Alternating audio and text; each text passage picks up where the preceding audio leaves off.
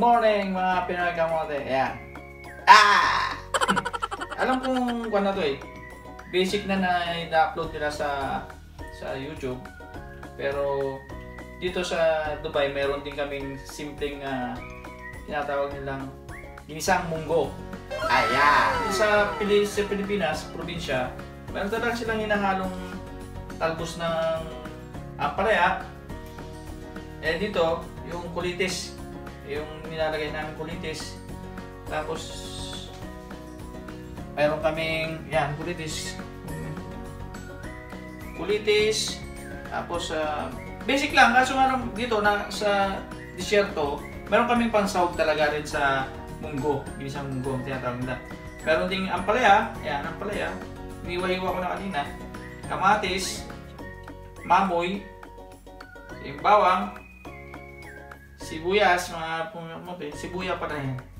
At saka yung talong. Ito, lagyan natin ng talong. Lagyan natin ng asin, yung may timpla ng asin, paminta, at hindi nawawala itong pang-gisa natin na oil. Yan. Too much oil. Yan. Coconut oil. Yan. At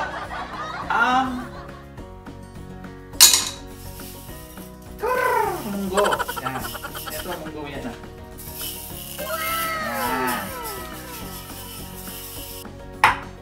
Yan ang mga ingredients na nandito sa disyerto. Siguro sa Pilipinas mga nagluluto doon, meron silang kumpletong regalo na nilalagay. Pero dito meron kaming panghalili din ng mga gulay-gulay. Alam ko na simple lang to, pero samahan nyo akong magluto si Pinoy Kamote. Haba pa lang iniiwan natin yung mga ingredients natin na ilalagay. Pakuluan na natin ng mauna ang munggo, mga Pinoy Kamote. Basic lang. Hugas, sabay pakulo. Ayan. Dahan-dahan sa mga bata. Patnubay ng magulang, kailangan. Huwag ka naghihiwa. Alam ko, yung mga kabataan ngayon gusto nilang tumulong sa gawaing bahay. Pero, ito. Subukan nyo magluto mga bata, mga kabataan. Patulong naman kayo sa mga magulang nyo. Yan, pero patnubay lang. Mag-ingat sa paghihiwa ng mga ingredients natin o kaya mga baboy. Akong pasalamatan kayong lahat, yung mga kababayan natin at mga ibang lahi. Those are subscribing our channel, Pinoy Kamote. Yan. Maraming salamat at panatili yung pinapanood maski nabubwisit na kayo sa mga video ko. Yan. Pero maraming salamat na rin at napapatuwa ko sa kayo araw-araw. Ayun, meron pa wala akong nakalimutan. Beef cubes kayo na. Dahil pork cubes nilalagay natin. Yun, yung mga gusto kong pasalamatan habang nagpapakulo. Marami kong pasasalamatan eh.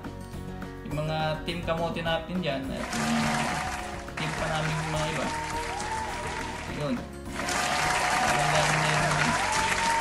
Nandito rin ang suporta sa lahat. Ayan. Hindi ko kayang bangitin isa-isa na. Ayan.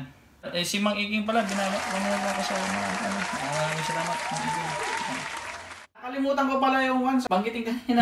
At di ko nilagay itong pag wala ito, hindi masarap ng ginisang munggo, mga Pinoy Kamote. Luya! Pangpahaba ng luya! Tayo ngayon ay umpisa na natin mag-gisa. Kaya nga ginisang munggo. Yeah.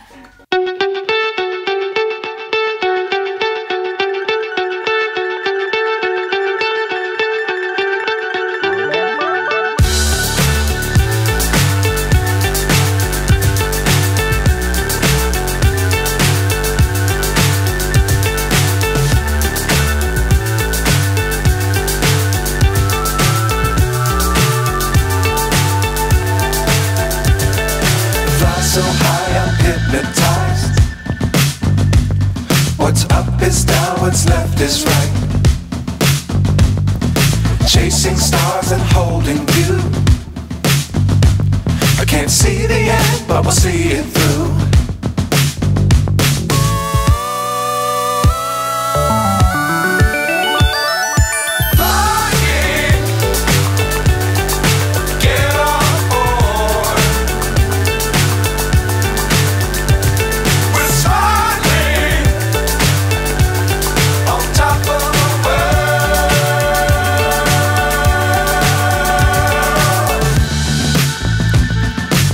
dangerous times, don't fly too high. Be sure to keep the ground in sight. Fly forever if you keep it tight. Love the world, but keep the sky on your mind.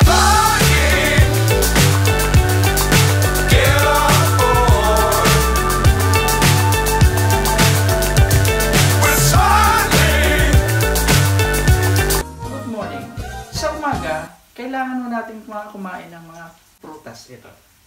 Meron mo tayo dito. Apple! Oh, mali! No.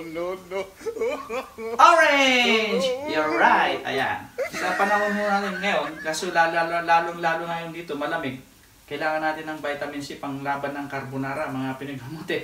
Original from, ewan ko lang kung saan ba daw. Okay, ito. Mag-apple a day takes the doctors away. Hindi. Orange pala mga kamote. Mga kamote, panatiliin nating makalakas ang ating katawan. Kumain tayo ng orange. Yan. Ayan. Diyos ko. Parental guidance. Mga kamote. Minsan nakikita ko na may naglulutong kami dito. Gaga. Ganyan. Nagluluto. Yan. Tapos, tapusin mo natin commercial. Baka magbayad tayo ng mahal. Orange every day. Yan.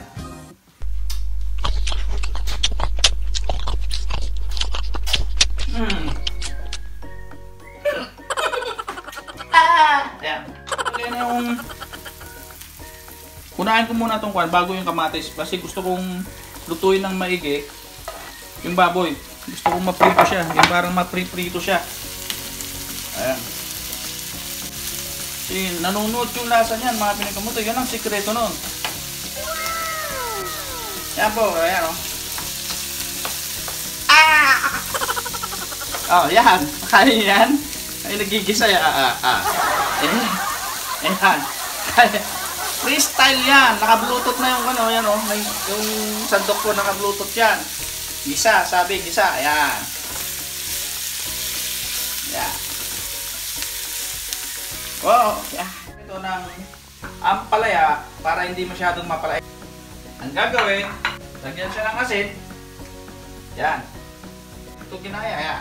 Lagyan ng asin ng ganyan. Yan. Abay, mainit na tubig.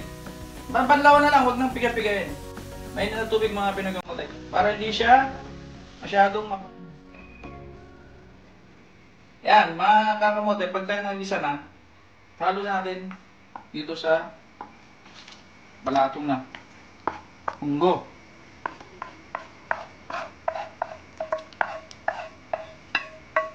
Five minutes to boil. Okay, para magkalasa yung balatong hanggang sa medyo mabawasan ng tubig, mga pinag. Yan.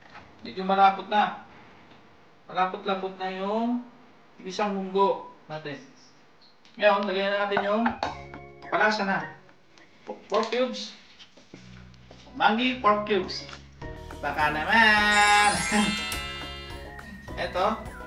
At timpla na natin na paminta. Nawawala ng paminta. Tsaka asin. Kasi yung mga iba, nilalagyan nila ng patis o kaya bagoong. Kami naman, hindi kami naglalagay ng patis at bagoong. Talagang asin lang. Kasi hindi pwede kay Mrs. Kamote. Aww. Pakulo!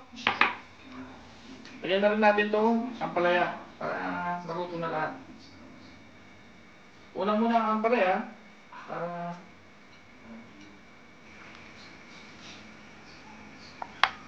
saka ilagay na yung talong. Lagyan ko lang ng talong. Okay, palambutin lang. Tapos lagyan natin ang pulitis o kaya kalkalunay o alugbati. Alugbati pala sa Tagalog to. Yan ang panakagulay niya. Tsaka yan na. Luto na mga pinagamote. Huwag nating overcook. Ito na ako ang ginisang munggo with kalkalunay, talong at ampalaya. Mga pinagamote, luto na po ang ating Ginisang munggo.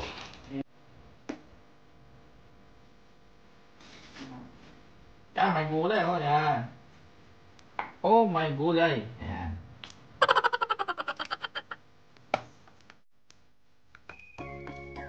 Sobrang simple lang po ang pagluluto. Hindi po namin nila nakulong maigi para ayaw ko po yung masyadong malapot.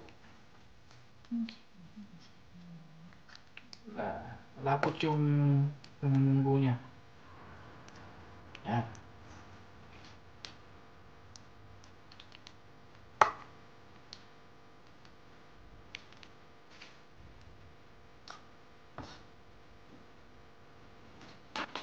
Ito ang the best part na.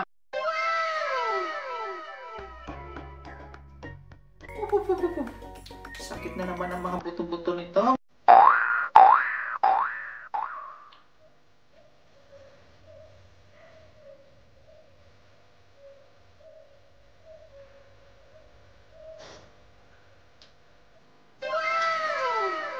Sarap naman mga pinakamote yan. May simpleng ulam na sa pananghalian. Ayan, luto na oh. Ginisang munggo. Ayan. Huwag po nating kalimutang mag-subscribe sa aming channel Pinoy Kamote TV Vlogs. Ayan. Mag-subscribe po kayo, mag-like, at mag-bell sa notification para lagi po kayong updated sa aming videos. Pansamantala muna kaming magpapalam. Maraming salamat po sa inyong lahat. At stay safe mga kakamote. Bye-bye!